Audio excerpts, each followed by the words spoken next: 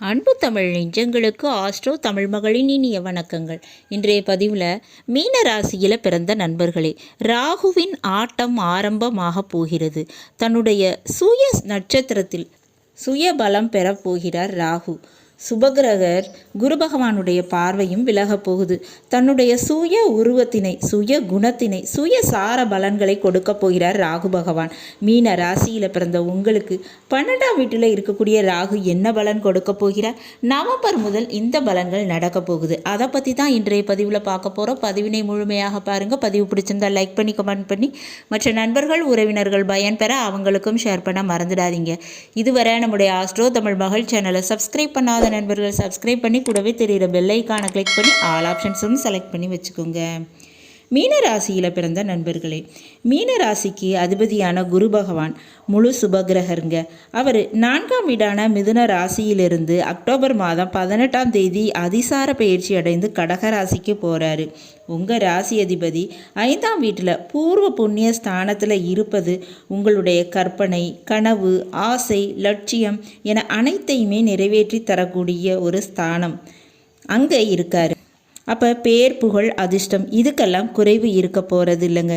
நிச்சயமான முறையில் காதல், திருமணம், பிள்ளைகள் விஷயத்தில் நன்மை இதெல்லாம் நடக்க போவது உறுதிங்க. ஆனால் உங்கள் ஜென்மஸ்தானத்தில் சனி பகவான் அமர்ந்திருக்காரு. அதை நீங்கள் மறந்துடாதீங்க. அந்த சனி பகவான் இப்போ நிலையில் இருக்கிறாரு. அதனால் கொஞ்சம் நல்ல நேரம் ஓடிக்கிட்டு இருக்குது. நவம்பர் மாதம் பிறகு சனி பகவான் வக்ர நிவர்த்தி அடைந்து விடுவார். அப்போ வரக்கூடிய பணத்தினை, இருக்கக்கூடிய வருமானத்தினை, வேலை வாய்ப்பினை நீங்கள் பயன்படுத்தி கொள்வது உங்களுக்கு நல்லதுங்க. இந்த வேலை எனக்கு செட் ஆகலை, வேறு வேலைக்கு நான் மாற போகிறேன், எனக்கு இந்த வாழ்க்கையில் திருப்தி இல்லை, பிடிக்கலை என நினைத்து இருப்பதை தொலைத்து விடாதீங்க. அப்போ ஒரு விஷயத்தை மாற்றுவதற்கு முன்னாடி, அது வேலையாக இருக்கலாம், திருமண வாழ்க்கையாக இருக்கலாம், ஏன் வீட்டு விஷயமாக கூட இருக்கலாம்ங்க. மாற்றுவதற்கு முன்னாடி 1 அல்ல 2 அல்ல 100 முறை யோசித்து பார்த்துக்கிறது நல்லதுங்க. இது சரிப்படுமா என நீங்கள் நினச்சிக்கிறது நல்லது. இந்த நேரத்தில் ராகு தன் சுயசாரத்துக்கு போகிறாருங்க. ஆமாங்க, உங்கள் மீன ராசிக்கு 12ஆம் வீடான கும்பராசியில் இருக்கக்கூடிய ராகு நவம்பர் மாதம் 23ஆம் தேதி சதய நட்சத்திரத்திற்கு அடியெடுத்து வைக்கப் போகிறார். தனது சுய நட்சத்திரத்தில் காலடி எடுத்து வைக்கிறார். இந்த நேரத்தில் மிதுன ராசியிலிருந்து கிடைத்து கொண்டிருந்த குரு பகவானின் பார்வை கிடைக்காம போகுதுங்க. ராகு தன்னுடைய ஆட்டத்தினை ஆரம்பிக்க போகிறாரு. தன்னுடைய சுய பலனை சுதந்திரமான முறையில் கொடுக்க போகிறாருங்க. ஏன்னா குரு பகவானுடைய பார்வையும் இல்லை, தடுப்பதற்கு வேறு எந்த கிரகமும் கிடையாது. மேலும் இந்த சுய நட்சத்திரத்தில் இருக்கக்கூடிய ராகு உங்களுக்கு 12ஆம் வீட்டில் இருக்காரு. அப்போ மீன ராசியில் இருக்கிறவங்களுக்கு வீடு மாற்றம் நிச்சயமாக ஏற்பட வாய்ப்பு இருக்குங்க. வெகு தொலைவு பயணம் செய்யக்கூடிய வாய்ப்பு இருக்குது. வெளிநாடு போவதற்கு வாய்ப்பு இருக்குது. உறவுகளின் பிரிவு ஏற்பட சான்சஸ் இருக்குங்க.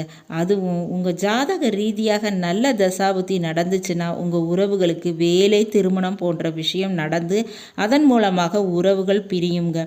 அப்படி இல்லைன்னா சில கருத்து வேறுபாடு ஏற்பட்டு அதன் மூலமாக பிரிவு ஏற்பட சான்சஸ் இருக்குது. அதனால் கவனமாக இருக்கணுங்க. ஆனால் வியாபாரம் அமோகமாக நடக்குங்க. ஒரு பொருள் உங்களை விட்டு போவதால் உங்களுக்கு பெரிய லாபம் இருக்கும். ஒரு இடத்தை விற்று லாபம் பார்ப்பீங்க, வீட்டை விற்று லாபம் பார்ப்பீங்க, வியாபாரத்தை கைமாற்றி விட்டு அதன் மூலமாக லாபம் பார்ப்பீங்க. அதுக்கும் சான்சஸ் இருக்குங்க. இந்த நேரத்தில் பெரிய ஒரு இன்வெஸ்ட்மெண்ட் வியாபாரத்தில் பண்ணுவீங்க. அதை ராகு செய்ய வைப்பார். அந்த முதலீடு செய்யும்போது லாபம் கிடைக்குமா அப்படின்றத யோசித்து பார்த்துக்கோங்க. மேலும் ராகு பகவான் உங்களுக்கு வாழ்க்கை துணையிலிருந்து உங்களுக்கு கிடைக்க வேண்டிய பணம், சொத்து இவற்றையெல்லாம் ஏற்படுத்தி கொடுப்பாருங்க. மாமியார் வீட்டு வழியில் சொத்து கிடைக்கும், தாத்தா வழி சொத்து கிடைக்கிறதுக்கும் வாய்ப்பு இருக்குங்க. மேலும் அரசியல்வாதிகளுடைய தொடர்பு இருந்தால் அதன் மூலமாக வருமானம் ஈட்டுவீங்க. கலைத்துறையில் இருக்கிறவங்களுக்கு வருமானம் உண்டு. இந்த நேரத்தில் வெளிநாட்டு பயணம், வெளிமாநில பயணம் ஏற்படுவதற்கும் சான்சஸ் இருக்குங்க. புதிய தொழிலில் காலடி வைப்பீங்க. முக்கியமாக இந்த நேரத்தில் கால் சம்பந்தப்பட்ட பிரச்சனைகள் வரலாம், அதில் கவனம் தேவை. இதெல்லாம் தாண்டி 6ஆம் வீட்டில் கேது பகவான் இருக்கார். அப்போ எதிரி, கடன், நோய் போன்ற பிரச்சனைகளை கட்டுப்பாட்டில் வச்சுக்கிடுவார். பயம் தேவையில்லை. வீடு கட்டக்கூடிய நிலைப்பாடு, தொழில் தொடங்கக்கூடிய நிலைப்பாடு இதெல்லாம் வருங்க. தாராளமாக முதலீடு செய்யலாம். அதுக்கு உரிய பணம் பொருள் நிச்சயமாக வந்து சேரும். இந்த நேரத்தில் மாந்திரீக தாந்திரிக விஷயங்களில் பிரச்சனை இருந்துச்சுன்னா, பில்லி சூனியம் ஏவல் பிரச்சனை இருந்துச்சுன்னா இப்போ குறைவதற்கு வாய்ப்பு இருக்குது. காளி, துர்க்கை போன்ற அம்மனுடைய வழிபாடு அமாவாசை நாட்களில் செய்யுங்க. நிச்சயமாக உங்களுக்கு மனபயம் இருந்துச்சுன்னா அதிலிருந்து வெளிவருவீங்க. இந்த நேரத்தில் ராகு செலவு செய்ய வைக்கிறாரு. அதனால் வருமானத்தையும் அவரே கொடுப்பாரு. அதன் மூலமாக சில குறுக்கு வழியிலையும் பணம் கிடைக்க சான்சஸ் கிடைக்குங்க. ஆனால் அப்படி குறுக்கு வழியில் வரக்கூடிய பணம் உங்களுக்கு சில பிரச்சனைகளை வரவழைக்கும். அதனால் கவனம் தேவை. ராகு பொன் பொருள் சேர்க்கை, சொத்து சேர்க்கையை ஏற்படுத்தி கொடுப்பாரு. வாழ்க்கை துணை வழியில் வருமானத்தை ஏற்படுத்தி கொடுப்பாரு. வாய்ப்புகளை பயன்படுத்திக்கோங்க. நல்லது நண்பர்களே, இன்றைய பதிவு உங்களுக்கு பிடிச்சிருக்கும்னு நினைக்கிறேன். பிடிச்சிருந்தால் லைக் பண்ணி, கமெண்ட் பண்ணி மற்ற நண்பர்கள் உறவினர்கள் பயன்பெற அவங்களுக்கும் ஷேர் பண்ண மறந்துடாதீங்க.